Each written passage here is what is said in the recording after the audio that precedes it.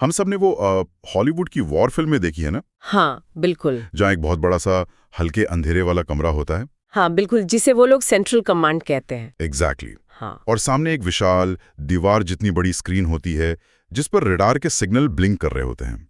लाल और नीले डॉट्स इधर उधर मूव कर रहे हैं। और वहाँ कुछ सीनियर अधिकारी एक ही डेस्क पर बैठकर सब कुछ कंट्रोल कर रहे होते हैं। हाँ, मतलब वहीं से हवा में उड़ रहे फाइटर जेट्स, समुंदर की पनडुब्बियों और जमीन के सैनिकों को एक साथ निर्देश दिए जा रहे हैं। कोई कंफ्यूजन नहीं, किसी अप्रूवल का इंतजार नहीं। वो दृश्य देखने में बहुत ही सिनेमाई लगता है ना? सब कुछ एकदम परफेक्ट। बिल्कुल। लेकिन आज की जो हमारी ये गहरी चर्चा है वो इसी सिनेमाई विचार के असल जिंदगी में तब्दील होने के बारे में है। और ये एक बहुत ही महत्वपूर्ण विषय है। जी, आज हम सैन्य कूटनीति के कुछ बेहद अहम दस्तावेजों और भारत के नए रक्षा प्रस्तावों का विश्लेषण करेंगे। साथ ही अमेरिका और चीन के सैन्य कमांड स्ट्रक्चर्स पर भी बात करेंगे। क्योंकि भारत अपने सैन्य इतिहास का, खासकर अगर हम कारगिल युद्ध के बाद से देखें, तो सबसे बड़ा ढांचागत सुधार करने जा रहा है। सही कहा, और वो है इंटीग्रेटेड थिएटर कमांड्स का निर्माण। ये एक ऐसा विषय है जो पिछले 2 दशकों से भारत के रक्षा गलियारों में गूंज रहा है।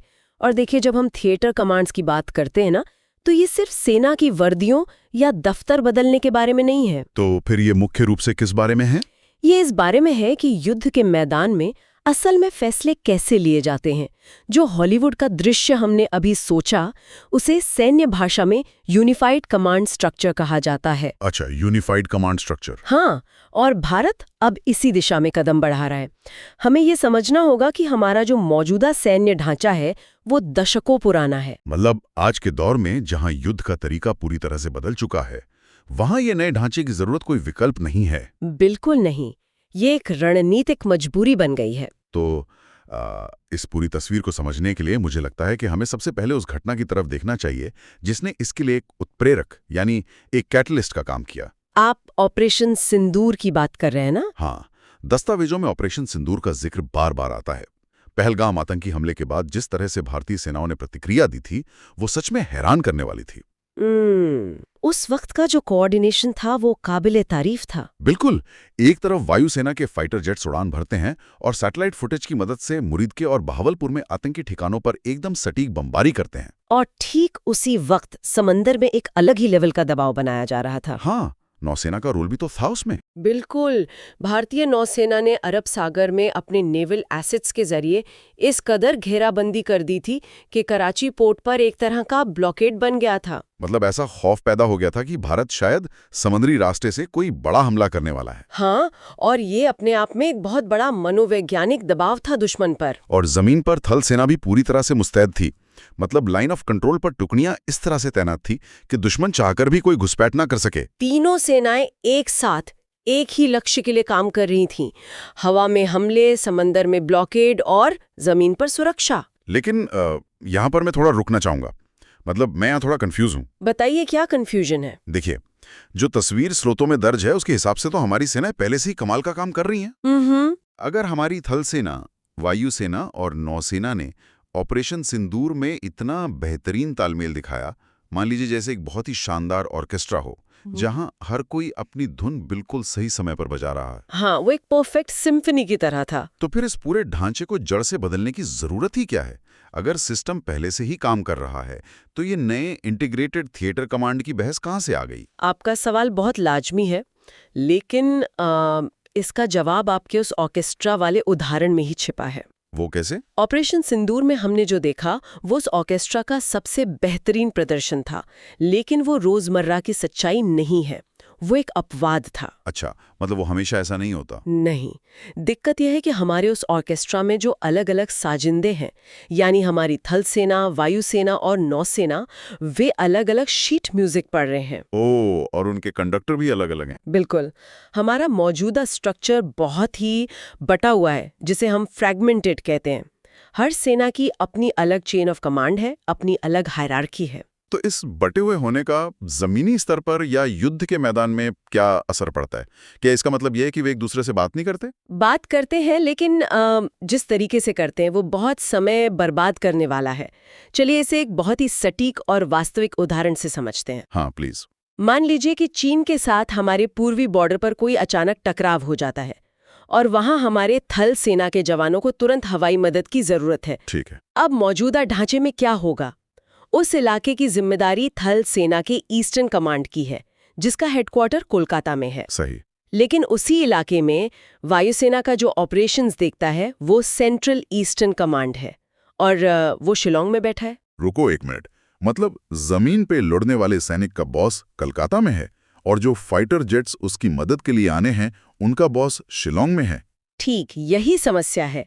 अब कलकत्ता में बैठे सेना के कमांडर को शिलोंग में बैठे वायुसेना के कमांडर से बात करनी होगी।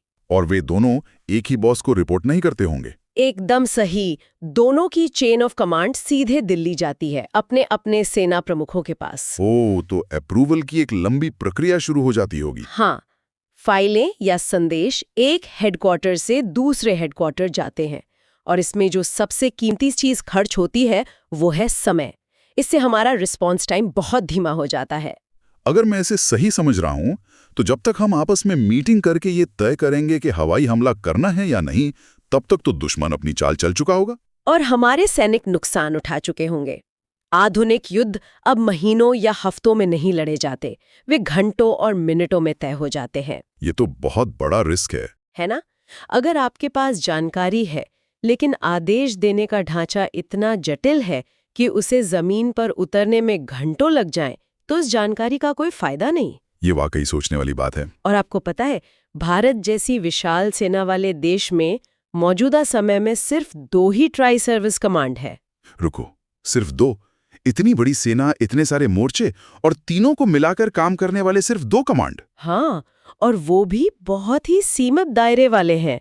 एक है अंडमान निकोबार कमांड, जो सिर्फ एक भौगोलिक क्षेत्र तक सीमित है। और दूसरा है स्ट्रैटेजिक फोर्सेस कमांड। इसका काम देश के परमाणु हथियारों का प्रबंधन करना है। ये कोई पारंपरिक युद्ध लड़ने वाला कमांड नहीं है। मतलब पूरे देश की रक्षा प्रणाली में ऐसा कोई स्ट्रक्चर नहीं है जहां थल, वायु और नौसेना एक साथ बैठकर रोजमर्रा के आधार पर काम करती हों? बिल्कुल नहीं। तो इसी उलझन और देरी को खत्म करने के लिए हमारे chief of defence staff general Anil Chauhan ने यह नया मास्टर प्लान रखा है। जी हाँ। दस्तावेजों को पढ़ते हुए ये साफ समझ आता है कि ये योजना सेना को पूरी तरह से रीबूट करने जैसी है। मैं कहूंगी कि ये सिर्फ रीबूट नहीं है, ये भारत के युद्ध लड़ने के पूरे नजरिए को बदल देगा। जनरल चौहान के प्रस्ताव के तहत पूरे देश को अब एक नए नजरिए से देखा जाएगा। मतलब कौन सी सेना क्या कर रही है, इसके बजाय किस इलाके में क्या खतरा है, इसके आधार पर बांटा जाएगा। बिल्कुल। और इसे 3 मुख्य थिएटर कमांड्स में तब्दील किया जा रहा है। चलिए इस मास्टर प्लान को थोड़ा गहराई से समझते हैं। स्रोतों के मुताबिक सबसे पहले है नॉर्दर्न थिएटर कमांड। हाँ, जिसका हेडक्वार्टर लखनऊ में बनाया जाना प्रस्तावित है। और इसका एकमात्र फोकस है चीन का बॉर्डर, मतलब लद्दाख से लेकर अरुणाचल प्रदेश तक चीन की तरफ से होने वाली हर हरकत का जवाब सिर्फ ये एक कमांड देगा। और दूसरा है वेस्टर्न थिएटर कमांड। इसका फोकस पाकिस्तान वाली सीमा पर होगा, है ना? हाँ, गुजरात के कच्छ से लेकर जम्मू कश्मीर के कुछ हिस्सों तक पाकिस्तान की हर गतिविधि से निपटने की जिम्मेदारी इस एक कमांड के पास होगी। और तीसरा है मैरीटाइम थिएटर कमांड। इसका हेडक्वार्टर तिरुवनंतपुरम में होगा और ये पूरे हिंद महासागर क्षेत्र की सुरक्षा संभालेगा। सही कहा। लेकिन जब मैं इन कमांड्स के बारे में पढ़ रहा था तो एक चीज ने मुझे सच में चौंका दिया, और मैं यहाँ थोड़ा संशय में भी हूँ। ऐसी क्या बात थी? इन कमांड्स का प्रमुख कौन होगा, ये उनकी वरिष्ठता से नहीं बल्कि इलाके की भौगोलिक स्थिति यानी टेरेन के आधार पर तय किया जा रहा है। मैं मानती हूँ कि ये इस पूरे प्रस्ताव का सबसे क्रांतिकारी और तार्किक हिस्सा है। तार्किक कैसे? मुझे तो ये थोड़ा जोखिम भरा लग रहा है। वो कैसे? उदाहरण के लिए स्रोतों में बताया गया है कि वेस्टर्न कमांड की कमान एक एयरफोर्स ऑफिसर को सौंपी जाएगी। हाँ, ये सही है। अब पश्चिमी सीमा पर पाकिस्तान के साथ पंजाब के खेत हैं और राजस्थान का विशाल रेगिस्तान है। वहां तो टैंक और पैदल सेना लड़ते हैं ना। तो क्या थल सेना का एक अनुभवी जनरल किसी फाइटर पायलट से जमीनी युद्ध के आदेश लेना पसंद करेगा? ये काम कैसे करेगा? ये बहुत ही शानदार सवाल है। इसे ऐसे समझिए कि रेगिस्तानी और मैदानी इलाकों में युद्ध का रूप कैसा होता है। वहां कोई घने जंगल या ऊंचे पहाड़ नहीं है जहां सैनिक छुप सके। हाँ, पूरा खुला इलाका होता है। बिल्कुल।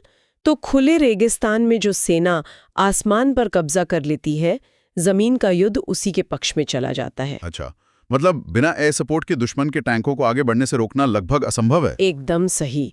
ऐसे इलाके में वायुसेना की भूमिका युद्ध की दिशा तय करती है। ओके, तो चूंकि उस इलाके में हवाई ताकत ही जीत और हार का फैसला करेगी, इसलिए एक एयरफोर्स ऑफिसर को पूरी तस्वीर देखने के लिए इंचार्ज बनाया जा रहा है। बिल्कुल। एयरफोर्स ऑफिसर वहां किसी इन्फेंट्री बटालियन को ये नहीं बताएगा कि बंदूक कैसे चलानी है।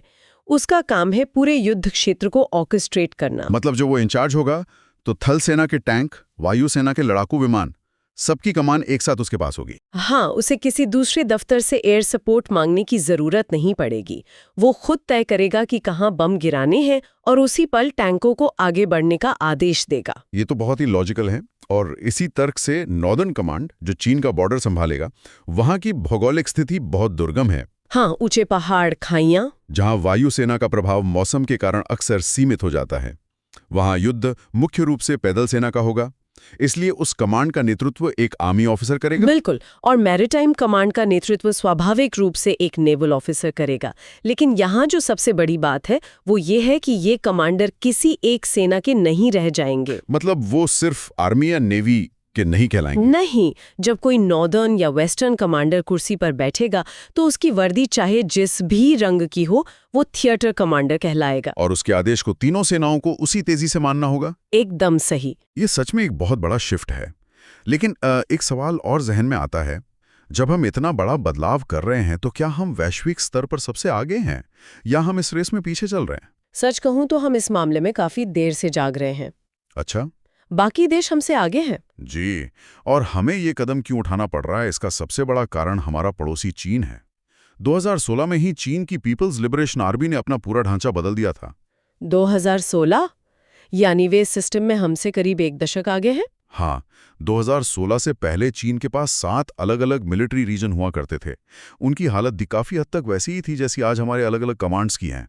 तो उन्होंने क्या किया? उन्होंने उस पुराने ढांचे को पूरी तरह से उखाड़ फेंका और उसकी जगह 5 इंटीग्रेटेड थिएटर कमांड्स बना दिए। स्रोतों में चीन को लेकर एक आंकड़ा था जो मुझे बहुत चिंताजनक लगा। कौन सा? भारत और चीन का बॉर्डर हजारों किलोमीटर लंबा है और इस पूरे मोर्चे को चीन की तरफ से सिर्फ उनका एक वेस्टर्न थिएटर कमांड संभालता है। हाँ। मतलब पूरा का पूरा भारतीय बॉर्डर सिर्फ एक कमांडर की नजर में है। और यहीं पे भारत के लिए खतरे की घंटी बजती है। सोचिए, अगर लद्दाख में कोई विवाद होता है तो चीन का वेस्टर्न थिएटर कमांडर एक ही समय में वहां अपनी सेना बढ़ा सकता है और उसी समय तिब्बत के एयरबेस से अपने फाइटर जेट्स को भी उड़ाने का आदेश दे सकता है। उसे किसी दूसरे कमांडर से पूछना नहीं है। लेकिन उसी सीमा की रक्षा के लिए हमारी तरफ से अभी 7 अलग-अलग कमांड्स काम करते हैं। 7 कमांड्स? मतलब अगर चीन कोई बड़ा मूव करता है तो हमें अपने आर्मी और एयरफोर्स कमांड्स के बीच पहले सामंजस्य बिठाना होगा। एक दिमाग के सामने हमारे 7 दिमाग काम कर रहे होंगे। और इसी में रिस्पॉन्स टाइम का वो अंतर पैदा होता है जिसका फायदा चीन उठा सकता है। वे हमसे तेजी से फैसला ले सकते हैं। तो हमारा जो ये नया नॉर्दर्न थिएटर कमांड बन रहा है वो चीन के उसी एक कमांड को काउंटर करने के लिए है, ताकि हम भी एक ही आवाज में जवाब दे सके। बिल्कुल। ये बहुत ही स्पष्ट करता है कि ये बदलाव हमारी जरूरत नहीं है, बल्कि हमारे सर्वाइवल का सवाल है। लेकिन जब हम सबसे विकसित सैन्य ताकत की बात करते हैं तो अमेरिका का नाम आता है। जी। हमने शुरुआत में जो हॉलीवुड फिल्म के कमांड सेंटर की बात की थी, वो दरअसल अमेरिकी सिस्टम की ही तो तस्वीर थी। उनका मॉडल कैसे काम करता है? अमेरिका का जो सैन्य ढांचा है वो एक बहुत ही ऐतिहासिक कानून से चलता है, 1986 का गोल्ड वाटर निकोलस एक्ट। अच्छा। उन्होंने ये समझ लिया था कि अगर तीनों सेनाएं आपस में ही उलझती रहीं तो दुश्मन से कैसे लड़ेंगी। इसलिए उन्होंने पूरी दुनिया को ही एक नक्शे की तरह अलग-अलग भौगोलिक कमांड्स में बांट दिया। मतलब वे सिर्फ अमेरिका की रक्षा नहीं कर रहे, वे वैश्विक स्तर पर अलग-अलग थिएटर में मौजूद हैं। सीरिया के जो युद्ध हमने देखे हैं, उनको उनका सेंट्रल कमांड या सेंटकॉम संभालता है। सही कहा। लेकिन उनके सिस्टम की जो सबसे बड़ी खूबी है वो है सेना के प्रमुखों और युद्ध लड़ने वाले कमांडरों के बीच का स्पष्ट बंटवारा। ये बंटवारा कैसे काम करता है? मतलब क्या उनके आर्मी चीफ युद्ध के आदेश नहीं देते? ये सुनने में अजीब लग सकता है, लेकिन अमेरिका में जो सर्विस चीफ है, यानी उनके आर्मी या एयरफोर्स के प्रमुख, वे कोई युद्ध नहीं लड़ते। क्या बात कर रहे हो? तो वे करते क्या है? उनका काम सिर्फ ट्रेन एंड इक्विप करना है, यानी बेहतरीन सैनिक भर्ती करना, उन्हें ट्रेनिंग देना, उनके लिए सबसे आधुनिक हथियार खरीदना। एक मिनट, तो अगर युद्ध छिड़ जाए तो वो सेना कमांड कौन करता है? तब कमांड पूरी तरह से कॉम्बैटेंट कमांडर्स के हाथ में आ जाती है। मान लीजिए मिडिल ईस्ट में कोई युद्ध होता है तो सेंटकॉम का जो कमांडर है वो सीधे रक्षा मंत्री और राष्ट्रपति को रिपोर्ट करता है। उसे इस बात की चिंता नहीं करनी कि सैनिकों के जूते कैसे खरीदे जाएंगे या नए रडार का टेंडर कब पास होगा। उसे बस युद्ध जीतना है। ये तो बहुत ही शानदार तरीका है। जो लोग सेना तैयार कर रहे हैं वो अलग हैं और जो ऑपरेशंस देख रहे हैं उनका फोकस पूरी तरह से सिर्फ मैदान पर है। बिल्कुल। और भारत का ये नया कदम भी कहीं ना कहीं इसी अमेरिकी मॉडल से प्रेरित लगता है, जहां हम ऑपरेशनल कमांड्स को प्रशासनिक कामों से अलग कर रहे हैं। अगर हम इस पूरी चर्चा को समेटें तो मुझे लगता है जो सबसे बड़ा निष्कर्ष निकल कर आता है वो गति और सूचना के बारे में। हाँ, बिल्कुल। पुराने समय में युद्ध इस बात से जीते जाते थे कि किसके पास कितनी बड़ी फौज है, लेकिन आज के दौर में जिसके पास सूचना को तेजी से प्रोसेस करके आदेश देने की क्षमता होगी वही जीतेगा। क्योंकि जब फाइलें दुफ्फरों के बीच घूमती हैं ना, तो युद्ध के मैदान में सैनिक अपनी जान गंवाते हैं। सही बात है। थिएटर कमांड्स उसी देरी को खत्म करने का सबसे कारगर तरीका है। सही बात है। और तीनों सेनाओं को एक मुट्ठी की तरह इस्तेमाल करने का भी। ये एक बहुत ही सकारात्मक दिशा है। भारत जिस तरह से खुद को आधुनिक चुनौतियों के लिए ढाल रहा है वो आश्वस्त करने वाला है। लेकिन इससे पहले कि हम इस चर्चा को खत्म करें, हाँ। स्रोतों में एक ऐसा हिस्सा था जिसने मुझे भविष्य के बारे में सोचने पर मजबूर कर दिया। अच्छा, वो क्या था? देखिए, हमने बात की कि कैसे हम भौगोलिक सीमाओं को सुरक्षित करने के लिए थिएटर कमांड्स बना रहे हैं।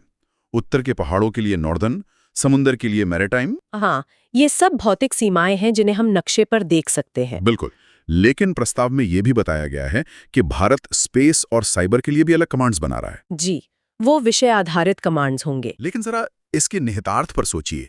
क्या भविष्य के सबसे विनाशकारी युद्ध बिना किसी भौतिक सीमा के नहीं लड़े जाएंगे? आपका इशारा साइबर युद्ध की तरफ है? हाँ, सोचिए, कोई दुश्मन हमारी सीमा पर एक भी सैनिक न भेजे, लेकिन उसके हैकर्स हजारों किलोमीटर दूर बैठकर हमारे पावर ग्रिड को ठप कर दें, हमारे बैंकिंग सिस्टम को क्रैश कर दें, या अंतरिक्ष में हमारे कम्युनिकेशन सैटेलाइट्स को ही अंधा कर दें। बिल्कुल।